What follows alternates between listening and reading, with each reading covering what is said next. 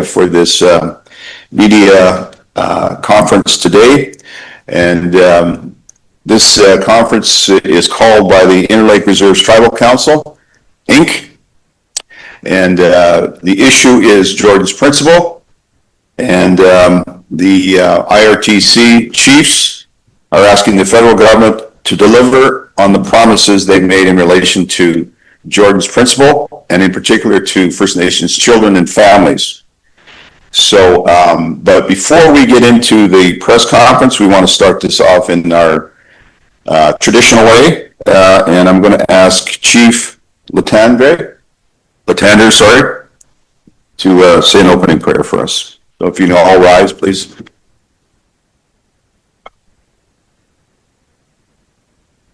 Thank you, Lord, for today. We ask you, Lord, that you would give us the guidance, the wisdom, and the knowledge to proceed with what is to be said today. That our families would no longer be left on the side, but Lord, let us be the voices needed for the children that have been neglected for way too long.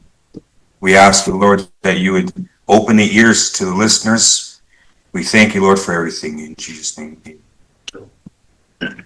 Thank you, Chief. And to give us the particulars of this intention to file a judicial review in court with the government, I'm going to introduce you to Carl Zednick, who is the Executive Director of the Interlake Reserves Tribal Council. Carl? Thank you, everyone, media, our chiefs, and Jim for emceeing. Today's a critical moment for us as a tribal council. We've been in good faith discussions back in 2014, even before that 2017, when Jordan's Principle first started as a program funding model to meet the CHRT 41 court orders of children with disability and mentally handicapped needs. And so with IRTC helping with the First Nation communities of the Interlake Reserves Tribal Council and meeting those funding needs and requests, the government of Canada has failed us. They've failed us to negotiate in good faith.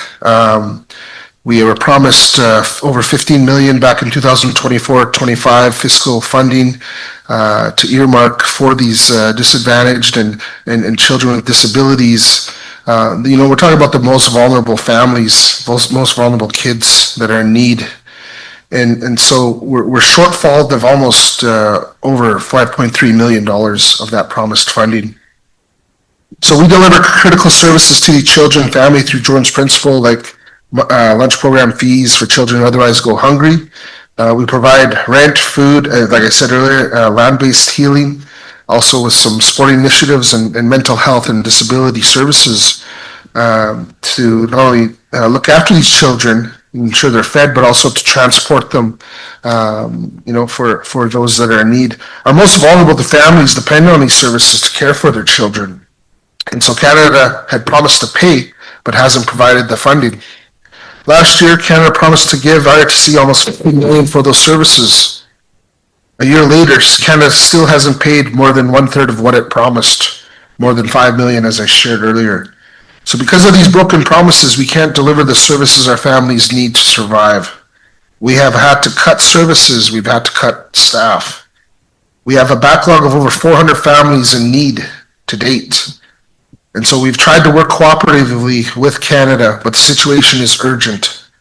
We have no choice but to go to court if they do not respond by tomorrow. And we've asked Canada to give us a final response. If we don't get a response, we will file this court action next week.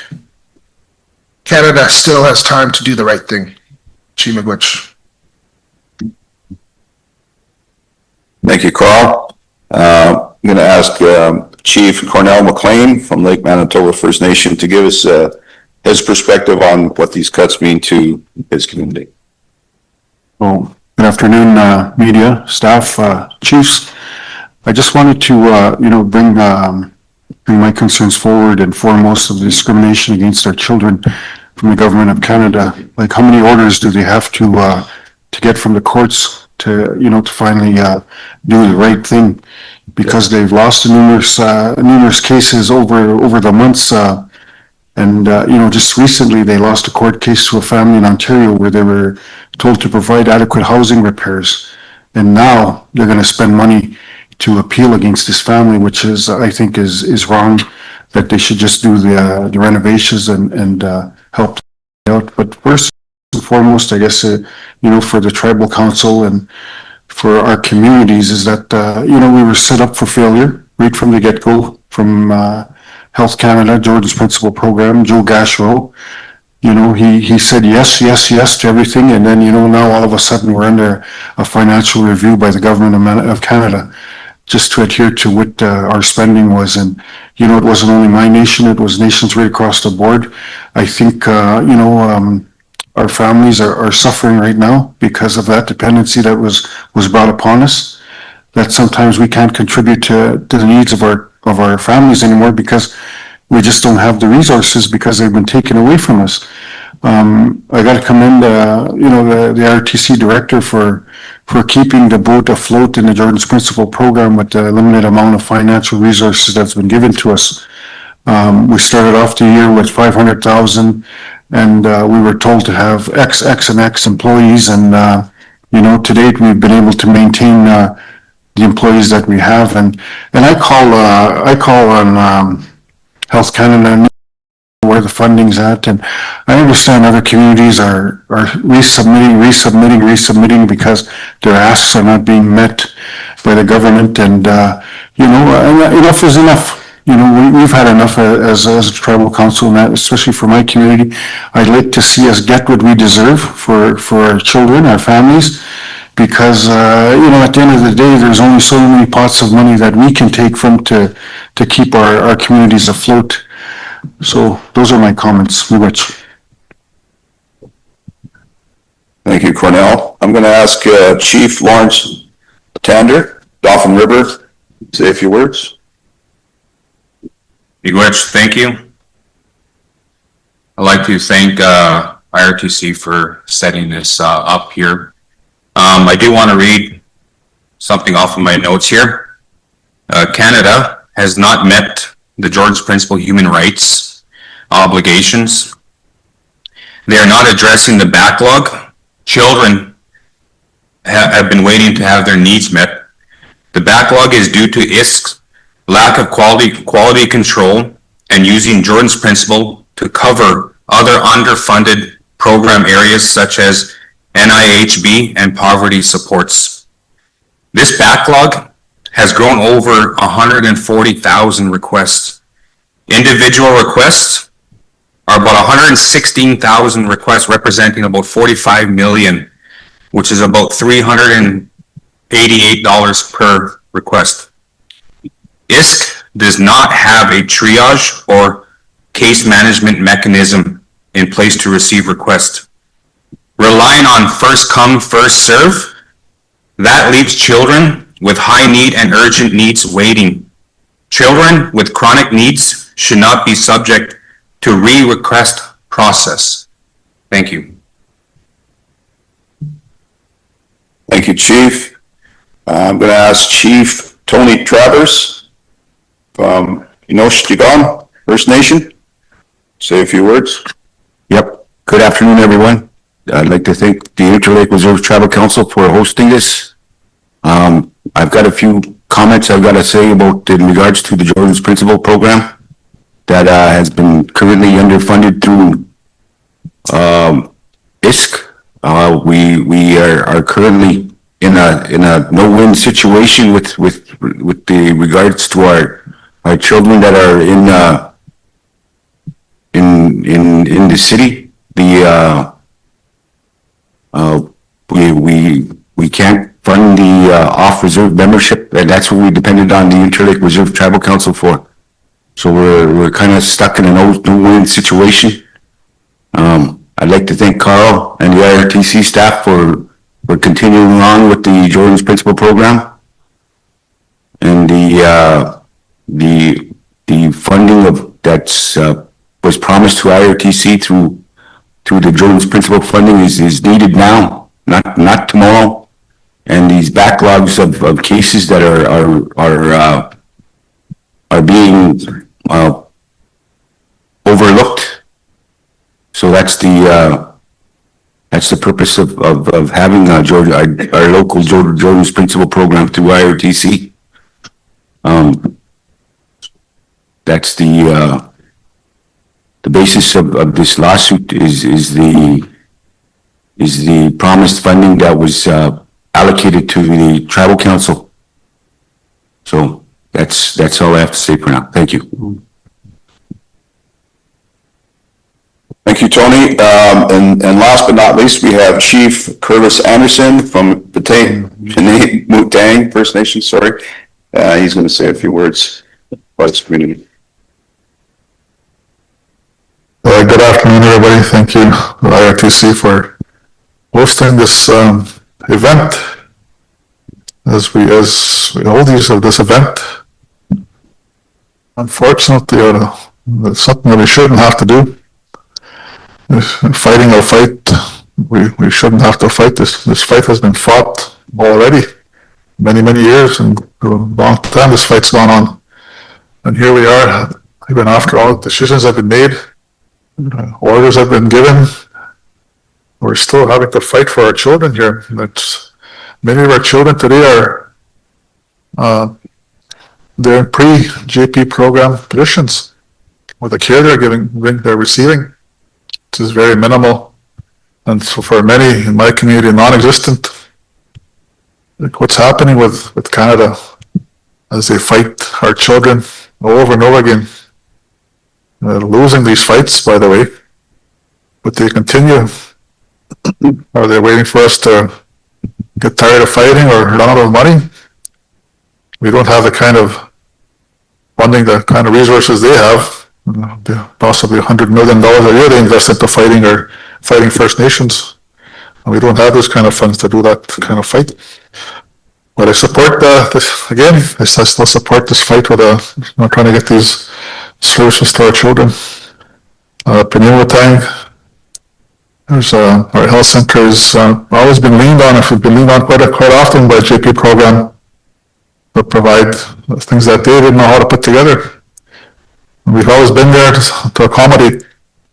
On first request, we accommodate.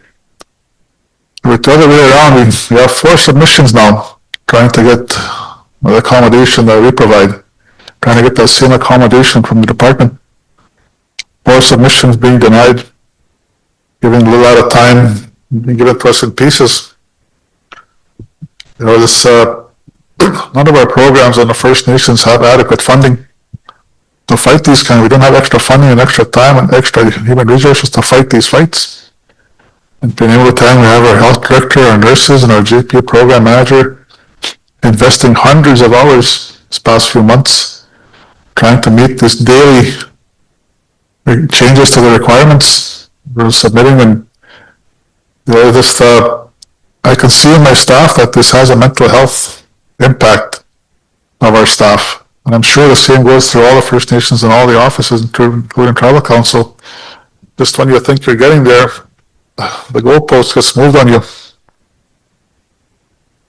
I can imagine the impact that must have on a person mentally, and all the work and all the thought that's put into that kind of work, and just to have it moved on you daily. Is there any consideration from the department what they're doing to our people, and not only our children, but to our staff? We have other programs that need our staff, other health areas that are waiting for some time from our staff, and it's not fighting JP is taking a lot of that time. And again, the fight that they fight, they have multiple cases going on that they continue to lose. We have the Paulus and the Cully, and now this one here, that's probably going to be another fight from IRTC. Another fight that they'll lose. When they lose these fights, what do? They just deny, they just fight, they appeal, fighting against our children. Well, something has to give here. If our children shouldn't be living as if JP never existed. And that's how some of our students in the schools too. Our children are being failed by inadequate supports for staff, We have very high needs children in school, many with autism and very high needs. Because of the lack of the program, we don't have certified or trained staff to look after these children. You just take a person, whoever is willing to step up without training. And I don't think that would be allowed anywhere else. It kind of it just puts someone there without any training, but it sure is okay for us to use that kind of staff member to look after our children. Again, in comparison, and I'd like to use that comparison of how are we different from the rest of society, or the other offices, their offices also. When we meet with the Manitoba region on Jordan's principle, it just becomes clear they don't know what they're doing for our children. They don't know what to do. They don't know the frontline needs of our children. And they make it clear to us that the goalposts are being moved on them too, with their higher-ups making calls without any input from the communities. I think I start to see the pattern here is decisions are being made by people that have no idea what our children need on the front line in the day-to-day life. They have no idea what's needed there, but they continue to make decisions like they do. And again, with our staff, getting back to the mental health. In Penematang, we have a case manager. Our files are about 600, and one staff member looking after that, and looking after their staff. When I asked the Jordan's Principal Program if there is anything, if they have any ratio near that 600 to 1 in the staffing, looking after files, they didn't want to tell me. I don't think it's because they didn't know, because they don't want to admit there is no 600 to 1 ratio in their office to people looking after their files, but they seem to think it's acceptable to happen to our staff and our communities. So this is what I'm talking about. We see a lot of these reasons why our children are not getting these services. The lack of funding and lack of resources for our staff. How come you, even with the funding, how can you expect one staff member to be leading a group looking after 600 files? How many staff would it take a risk to look after 600 files? So once again, I say it's unfortunate that we have to fight this fight. It's a fight I'd rather not fight, because it's like round 1, round 2, round 3 on the same match. I'll say, put it that way. It is getting frustrating as a leader, and I stand with the IRTC. I stand with our staff there and our staff in all the communities. They're very patient. They're under a lot of mental health stress. And we need an answer here for our children, for our staff and our communities. And we need it today, as the director says. We're running out of time. It's about time we start setting deadlines, as our staff are always expected to meet deadlines on a daily basis. I think so. I agree with the director setting a deadline for an answer and a response on this, what we're doing here today. With that, Nigach. Thank you, Chief.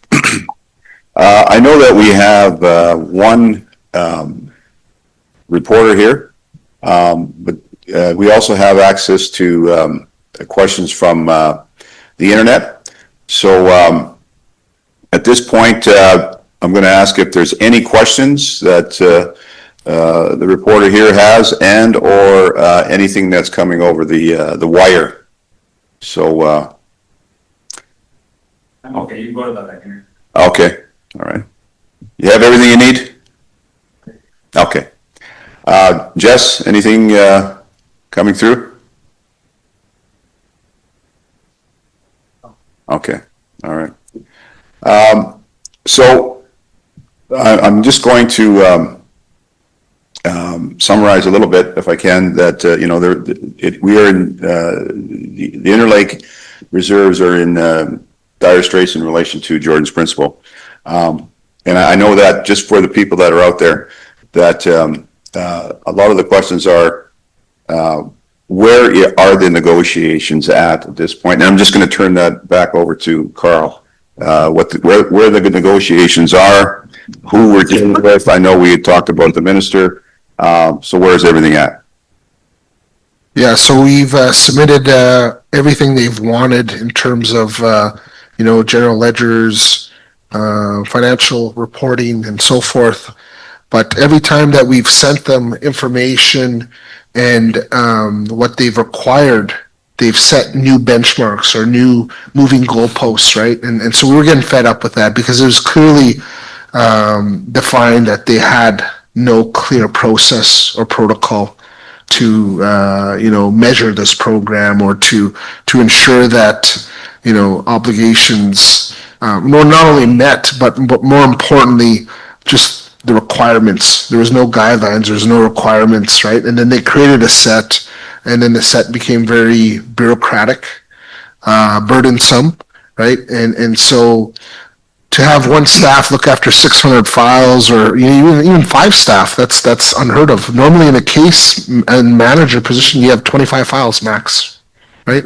Some of my CFS, staff have been overworked, and not only that, it makes them look bad because they can't offer the supports they once provided. And so when you look at the government, creating not only just the bureaucracy, but create more red tape to get funding out the door, it really puts the families at a very vulnerable position because who do they turn to for these resources, right? When rent and hydro's getting forced to be cut off and the family's being forced to be put on the street or, in a housing situation where it's negligent, what do you do? And so a lot of these policies and procedures are created by ISK, but at the end of the day, I don't think they finally took the time to really think them through before creating a program that was once had none, that now has some, but now it's made its difficulty in terms of reaching the vulnerable family.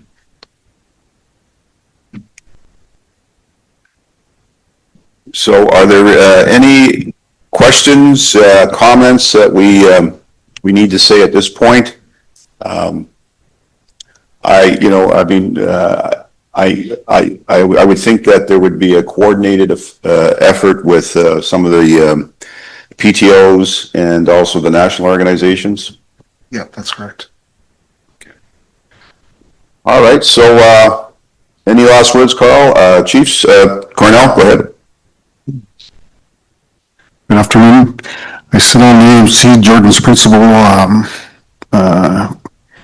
Committee, and most times we speak about, the mandate of Jordan's Principle. What was the purpose of this program, and speaking with the family, and trying to find out, what did we do wrong as nations, and what could we do better. It was obvious that the CHRT 41 ruling was there's not to be any policies to be put in place. I've read the ruling over and over and over to see, well, where did the government go wrong? When the judicial review was asked, when we asked RTC to do one for us, it was based on the minister's decision. How did she come to that conclusion to change back to basics to what it is today? She couldn't even answer that question. She would meet with us in Ottawa, and all of a sudden she was ghosting us. It was Minister Patty Haidu. I met the new minister, and my flat-out question was to her, when does funding return to Jordan's Principle? When do the kids get their money that they're entitled to?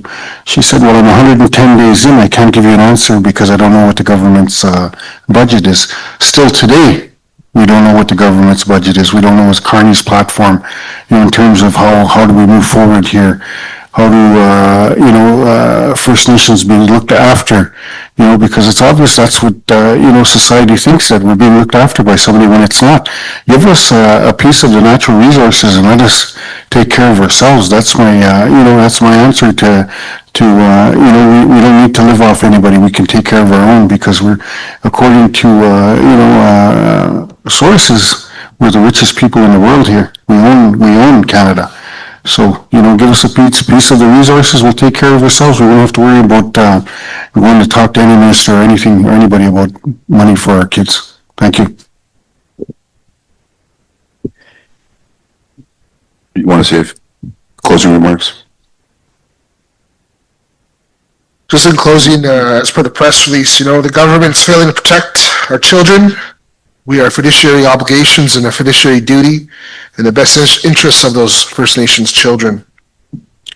They understood they had a responsibility to deliver this funding in a timely manner, which would have met the needs of our children and our community's children, but they're still failing to match these words with action. In closing, the government has till tomorrow to respond. After that date, the court action judicial review will be filed. Thank you. Okay, thank you, chiefs. Thank you, Carl. Thank you, audience. On behalf of myself, I think it's very important that, the leaders of the day step up to the plate. And so it's heartening to see that these chiefs are not letting this go away, that they're keeping it in the forefront. And I think that the more that we take the government to task, the better it will be for not only the IRTC children, but the children in Manitoba and the children right across the country. So with that, I say miigwech, min. We'll see you again.